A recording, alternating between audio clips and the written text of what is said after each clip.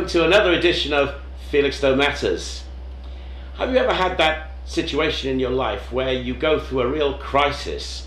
Perhaps you've suffered bereavement, or maybe you've got an illness that you find it very difficult to cope with. Maybe you've got relationships that you're struggling with, maybe a marital relationship, or with your children, or whatever. All of us go through them, don't we? Isn't it nice to be able to have somebody to talk to, somebody who's sympathetic, somebody who listen, somebody who we feel that, yes, they really understand us, and just being able to talk sometimes is very helpful. Well, sometimes it's not possible to find the right sort of person around, but we're very fortunate here in Felixstowe because for a whole year now we've had a new service called the Felixstowe Listening Service, and the whole idea of the listening service is to listen. Perhaps the best person to describe all this to us and explain what Felixstowe Listening Service is about is FLS's coordinator, Margaret Bale, and I've got her with me now. Margaret, welcome. Thank you, good morning. So, Felixstowe Listening Service, what's it all about? What's it all about? Right, it really is what it says on the packet. What we always say is when it helps to talk, we're here to listen.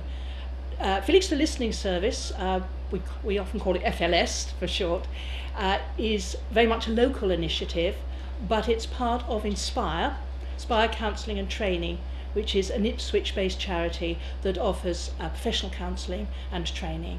And we were set up just over a year ago, very much in response to local need, but we were set up as part of Inspire so that we have that strong professional and ethical background to what we do. Yeah.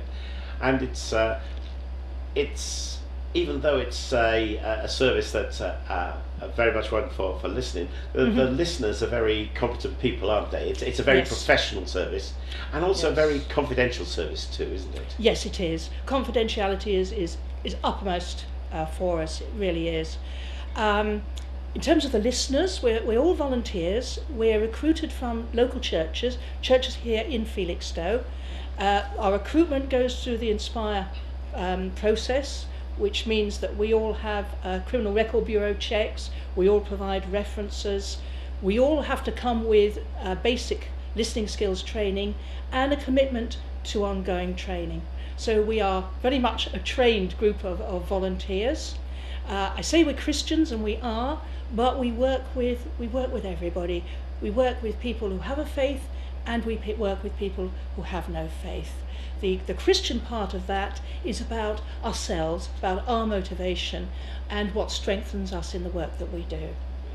And of course, as far as you say you're Christians, but people who come that have no faith at all, you respect very much their faith or lack of it, don't you? Absolutely. The subject only comes up in the listening room if the person that's come in there raises the subject. We don't give spiritual direction, so if someone wants to talk about faith, then we would point them in the direction of one of the local churches. Great. And as far, we said Felixstowe Listening Service, where are you actually based? Right. At the moment, the main place that we use for our sessions is Felixstowe Library. We use a room upstairs that really does meet our needs. It's a fairly small room, it's comfortable, very private, soundproof, and one of the really good things about the library is that people can be going to the library for all sorts of reasons. So no one is standing there saying, aha, know where that person is going. We feel it's just right for our needs. But at times we may need to find another venue because we only have the library on a Wednesday. So if someone can't make Wednesday for an appointment, or we have several people who want an evening appointment, so therefore we have to find a second venue, then we will do so. Right, okay.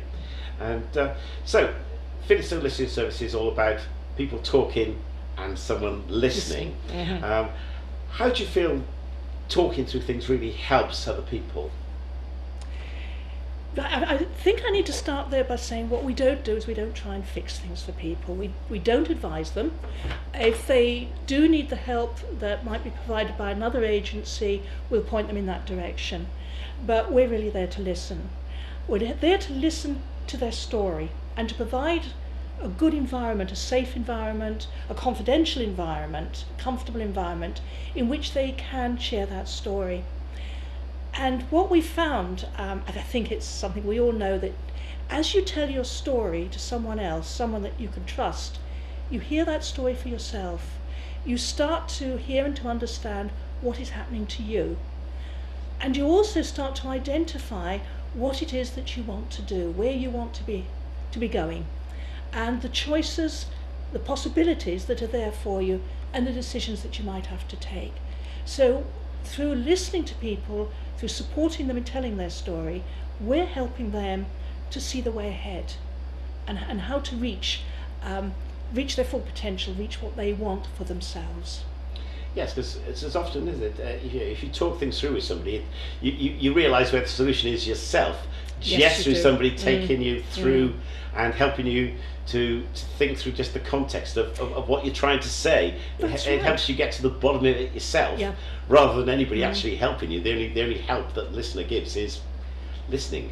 That's right. And lovely as it is to talk to our family, to talk to our friends, and we do it, and people that we work with. I think sometimes that we hold back because we know they're very busy, we don't want to worry them. We also perhaps suspect that they're going to try and fix things for us.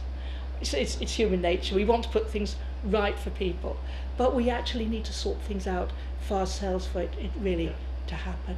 And also sometimes those nearest and dearest to us are the problem. Well, quite. So to talk to someone who is not in any way connected to us, someone who is not going to make judgments, who's not going to try and fix it, not going to say this is what you should be doing, but is going to listen and care and support someone through that journey. Yes, because we were talking just before we started, and say that sometimes the worst person to actually try and help you through something is somebody who's involved in the problem themselves, because they have a perspective that that's connected. And Jeremy Carl's show is a very good example of, of people who actually taken advice from their friends and relatives and then put it all on Facebook or something like that. Absolute disaster. And that brings us back to confidentiality, which is huge for us. It really is. We promise people that what they say in that room stays in that room. Our listeners only know the bare details about the person. Everything that's kept under lock and key. It's very, very safe. There are exceptions. If someone was to share with us something that was putting either themselves or someone else at harm, we may have to actually divulge that. And also, obviously, if it was a very serious illegal activity, but we would talk to the person about that. And normally what we would do is we would take it to the supervisor. I would take it to my supervisors. As team lead, it would be my responsibility to take it up the line to an experienced counsellor who would then advise us on what to do. But these situations don't usually arise. No, very, very rarely indeed. You said right at the beginning that FLS is part of Inspire Counselling and Training. So what's the difference then between listening and counselling? Right.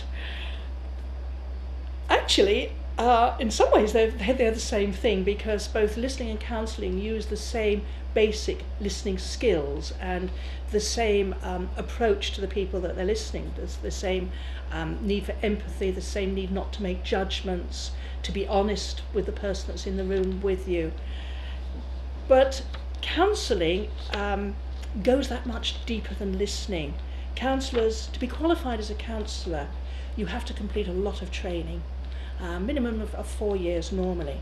So that equips you to go that much deeper with the person. Some people only need listening. Others who come to us may actually benefit more from having counselling. Now, one of the new developments with our service, which I'm really excited about, is that as from February, we will be able to offer Inspire Counselling here in Felixstowe. That's great. It really is, So people who come to us, they will receive a full what we call assessment, which is an initial meeting when they can talk to someone about their situation and explore with the person whether listening would help them or whether actually counselling. There you are, someone wants you to listen. Yeah, somebody wants you to listen. This is good. They've actually... Yeah. Right. Perhaps I want to say there, we always turn our mobiles off in the listening room. The person that they meet with, who will be an experienced counsellor from Inspire, will discuss with them what listening is, and we'll be able to look at whether counselling might be more helpful. Yeah. We will always offer them listening whatever, so if someone says, well, no, I don't want to go for counselling, then we'll say, well, try listening. Right. If they say, yeah, I hear what you're saying, maybe counselling would be more helpful, then the person doing this initial interview will be able to arrange that for them, either here in Felixstowe, which is great, or in Ipswich, but with an Inspire counsellor. So I'm really excited now that we can offer that additional service. Yeah. Yes, I can actually thoroughly recommend Inspire, because a few of my own congregation have used Inspire in the past, and they found it inspiring, I guess. Yeah. But again, they're very Inspire very much the same kind of ethos as Felixstowe Listening Service, aren't they? Absolutely. Whether people have a faith or no faith at all, they'll listen. They'll give professional counselling help, and of course they'll respect people's own views and whatever as regards religion, because the most important thing is helping the person, isn't it, rather than trying to do anything else, and that's where the focus is on this. Very much so. I mean, we've been part of Inspire from the very beginning. What actually happened, it was when I was working for the Salvation Army, and we were starting to identify more and more that people who came in for all sorts of different types of help and support, quite often they just wanted to talk to somebody. And it was difficult to actually arrange that. We started to think about how we could do that, and then talking to people from the other churches, it was, well, why don't we make this an inter-church service? And the very obvious people to be involved right from the very beginning was Inspire.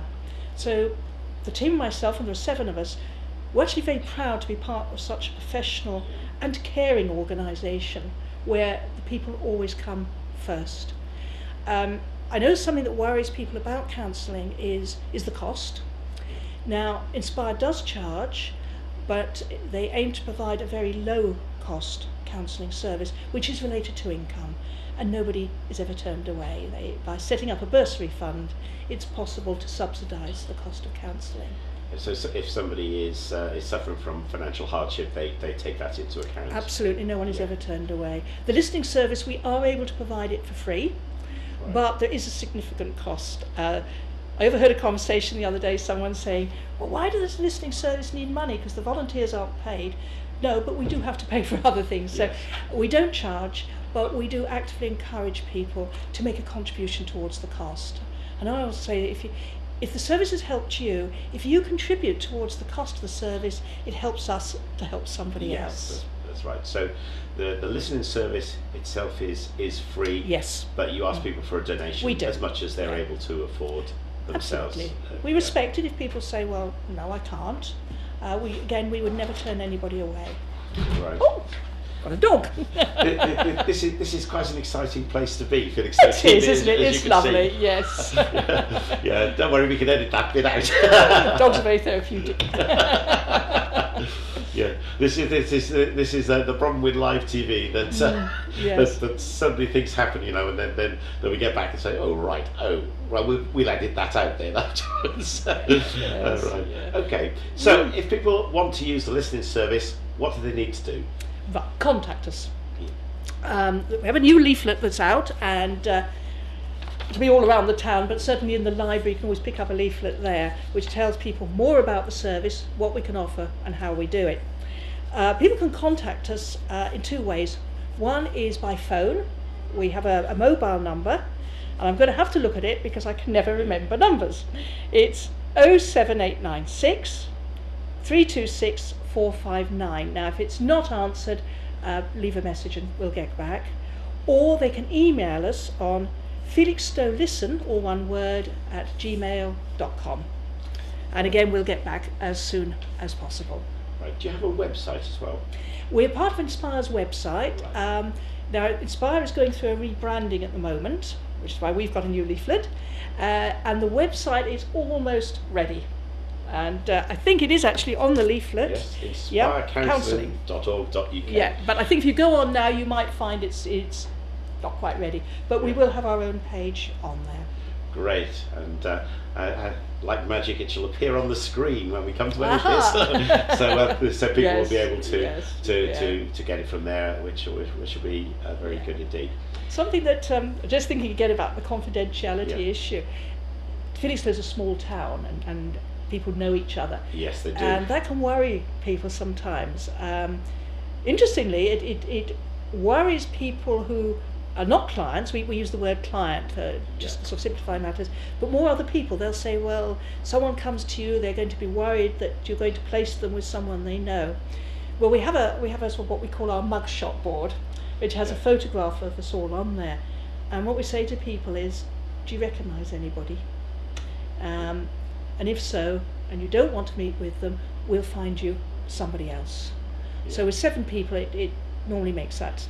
Yes, that's okay. That's very possible, isn't it? Yeah, and we do also check with the listener just by giving them the name and address, the road and the name. We say, do you know this person? Because it can be embarrassing if the listener turns up and there is somebody who's, the next door neighbour or something like that, So we take all steps that we can. But again, I would stress that what is said in the room stays in the room. Something else that I think people are sometimes concerned about is this a serious enough thing to be talking to someone about? They're going to think this is trivial. They're going to say, why is this bothering you? Nothing is too small, nothing is too big. If something is worrying you, talk about it. It's okay to talk about it. We won't be embarrassed, we won't be shocked, we won't make any judgments at all, we won't say you shouldn't be doing that, anything like that. We're there to listen, and to listen to that person's story and how that story is affecting them.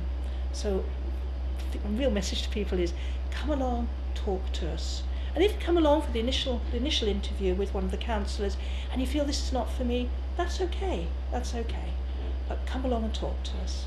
I've always found that actually for many people it's sometimes the things that people think very trivial are things that bother them the most, and they can get into a considerable state with, because obviously if they've got massive issues, very often they're in the hands of their GP or somebody already. But for the small things, the things that cause us stress, pressure, and just something small can blight people's lives, can't it?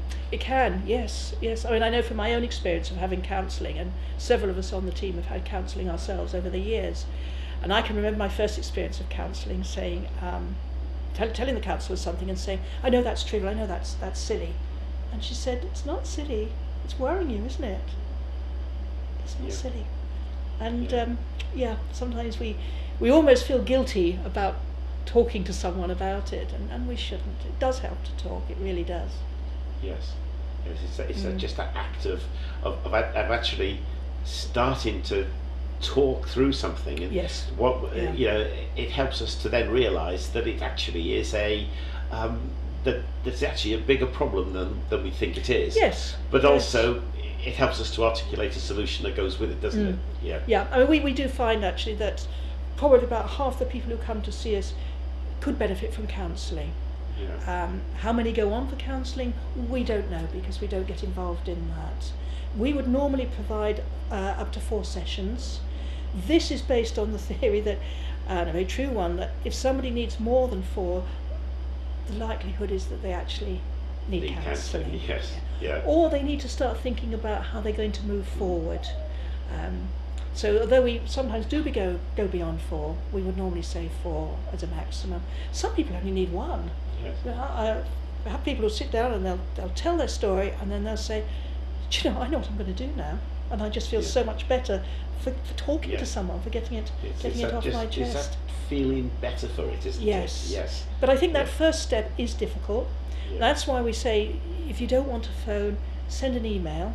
For some people that's much easier. Or text us. Yeah. We will respond. Having done that, the next difficult step is actually coming up the stairs in the library to meet someone. Once people have done that, it's okay. Sometimes it takes people a while to really get up the courage to come and see someone. People worry that they're going to get emotional. That's okay. We have a box of tissues and we get through them sometimes. Yeah. That's all right. It's a safe place to just let it go. Yeah. And that's good.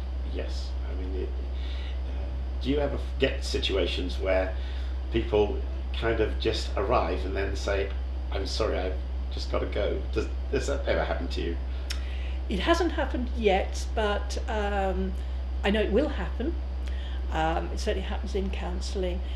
It could be that someone will sit there for the whole session not saying anything. Yeah. That's okay. We want them to feel safe. It may be that somebody will come and say, I can't do this, and then they might come back another time. That's okay. It's about the person having control over what's happening. Yes. Yeah. That's their time. We give 45 minutes, and that is their 45 minutes, and they can use it really how they want to use it. It's a soundproof room, but we always have another member of the team around in the background to greet clients as they come in. And I can remember one day that I couldn't hear at all what was going on in the room, but I could hear laughter. And the client was just having a really good laugh about what was happening in their life, and that was okay too. Yeah, because I guess have you had situations where people actually do come because they want to talk to somebody about something that's happened positively in their life, and they just have to tell somebody? We've not had anyone come with that as the initial reason they've come, but it's always so thrilling when in someone talking to us, they identify something really good, and often it's about a relationship. They'll be talking about a difficult situation, and then they'll refer to someone who has been so supportive, and that is lovely. And obviously we don't talk about individual clients, but I remember a client who was going through a very difficult time, but was able to talk about a family member who had been so loving and supporting, and I was very, very moved by that. I thought, that's lovely that you're sharing that. Yes, and of course again, part of people being able to say things and you're listening is that they are able to get that perspective in their life. You know, that sometimes they can see that they've got this huge cloud hanging over them, and it's good to be able to just point them to that glimmer of light in their lives. Yes. That's really positive. That's right. The positive things in their lives, because people can become so overcome by the negative, can't they? Yes.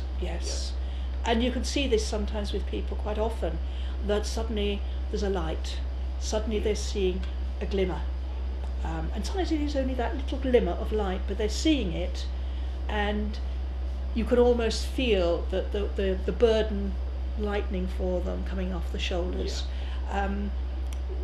We also see how people will change from one session to another, that somebody may come in the first session very withdrawn, very anxious, very tearful perhaps, head down, and the next time they come you see they're walking with the head held a little higher, and they're able to talk more because the first session has for them been a time when they felt accepted, they felt that it's okay to be them, it's okay to have the story that they have, and when they come again there's a feeling of confidence starting to come, and that's very exciting, very rewarding. I can imagine it is. It is. Yeah. So at the moment you've got 7 people who've been trained up for 7 this. of us, yes. Do you have any more people sort of in the pipeline, so to speak? Right, well, we have to be careful not to have such a large team that we're queuing for clients. And the first year was about establishing the service. This second year is about promoting it more widely, because we know there are people out there and it's getting the message across. But we have to be careful that we don't have so many team members that they're feeling frustrated that they can't be used. Yes, that's right. 7 is about right. For myself as the team leader, I will be moving across to doing some of the counselling as a student counsellor. I'm doing my counselling diploma at present. So I'll be taking some of the counselling clients, which really will leave 6 to do the listening. We're all women, and we would like to have a male listener as well. Some people do prefer to talk to a man. Interestingly, most men seem to prefer to talk to a woman. Oh, that's interesting. Yes. Don't know what research has been done on that. So far we have not had anybody ask, could they see a man? I'm sure that will happen. So it would be good to have a male listener. But we are very tight on the recruitment issues. We will only have people who are committed Christians who belong to a local church, because the team is a Christian team. They must be recommended by a church leader, they must provide references, and they must be Criminal Record Bureau checked to work with vulnerable adults. And they have an interview at Inspire, so it's quite a process, and it's the right process. Because it's also getting the right person in terms of personality as well. It is. Somebody who's welcoming, who's friendly, who puts people at their ease. And not everybody can do that, can they? No, they can't. Got an excellent team. I mean, I'm really proud of my colleagues on the team, and we care for each other. We support each other, which is lovely. And we have that reassurance of being part of Inspire that they're only a phone call away if we find that we're struggling with an issue. But we have regular supervision. I supervise the team, and then I have a professional counsellor supervisor supervising me. And we also have the counselling team manager from Inspire, who regularly chats to members of the team, and if they have issues, we'll talk to them one-to-one. So we've got all the right things in because that again is really important, isn't it? If you're hearing some really difficult stuff of people, it's important to in order to help anybody else, or to not take it out of the room yourself. And and you never know what issues people are going to bring to listening. We've only just introduced having a counselling team manager or another experienced counsellor come and do all our assessment interviews. Because we started a listening service, we did our own to begin with, and then we really recognised that we did need somebody who had that experience, and that first meeting would be able to work with that person to work out just what they do need, and also not place with a listener somebody who really would take that person out of their own level of proficiency, their own skills. When we recruit, we also say to the listeners, okay, you've got the basic skills, but you need to have a commitment to ongoing training. So over the last year, there's been quite a bit of training going on, and will be. We put, in our budget, we put a considerable amount aside to be able to provide training for the team. And we open that training up too sometimes. In February, we've got a training session. We've got an awareness workshop on eating disorders. Right. And we've opened that up for others who would like to come along and have that training as well. Immensely useful, I know, to many people. Yes. And we're able to do it because the trainer is giving her time for free, her skills for free. We're able to do it for just £5 for the session, which is fantastic. Which is pretty good. Yeah. But training is expensive, but it's an investment in the team. It's really important. It's not just a case of people have got to feel confident in coming to you. They know that the person that's listening to them will really understand where they're from. But it's important from a listener's point of view to feel that they're competent to deal with anybody who comes through the door wanting help, to be able to do it sympathetically and helpfully in that sense. There's nothing worse than feeling out of your depth. No. and I remember in very early training in listening skills, I think probably all of us at some point or another were trying to fix it. And we weren't really focusing enough on listening to the other person, because we were thinking, what do I do with this? What do I tell them to do? And because we don't do that, we don't fix, we don't advise, we really can listen. Obviously, if in listening to someone we felt, I think you should be talking to your doctor, then we would approach that, but we would do it in a sort of way of saying, I wonder if it would help you too, rather than saying, what you want to do is go and see your doctor about that. The important thing about listening is when you listen to people, you hear things and you can then feed their own words back to them. And to ask them to explain something a little bit more, because actually that helps them to look. Yes. And it could be an emotion that people need feeding back. So it could be that someone says, I'm feeling really angry, and so you're saying you're angry with that person. Well, no, that's not quite the right word. No, I used the wrong word there. I think really what and we all do it. We do all do it. Yes. We do it with our friends, don't we? We say, did you really feel like that? Or, gosh, you do sound angry. Or, you look ever so sad today. And it helps us, doesn't it? Yes, it does. To actually think about, what am I feeling? What am I thinking here? But as friends and as family, we often also try to fix it, don't we? Because we want to put it right. Well, of course we do. But as you say, sometimes the important thing is actually the person that needs the help